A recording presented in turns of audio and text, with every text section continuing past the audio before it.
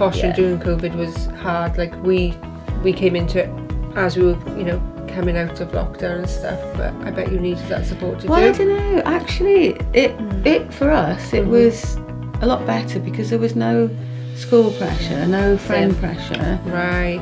And you know, actually, I think as a family we're a lot closer because there was a lot less going on. And, yeah. But it was good we did do FaceTime, didn't we? And, you know, sort of caught up in that way. Yeah. Do you remember little... With us, it was...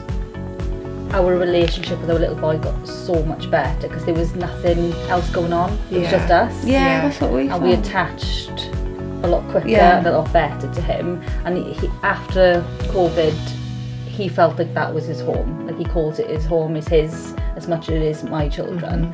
But yeah, I can remember when they do the FaceTime videos, our little one, because he can't keep still for 2 seconds, I'd literally just have the phone following him around the house as he's like doing I remember that, because he was a lot things smaller like that. that. It'd be like chasing him around the house. And then the older ones would be like... Because we had them all on the, you know, on the screen. It was really funny, half of them just babbling away, not listening, but it was really funny. But I think we knew we were there for each other. We did our regular FaceTime, didn't we? It didn't really matter if it was COVID. I think it's the same.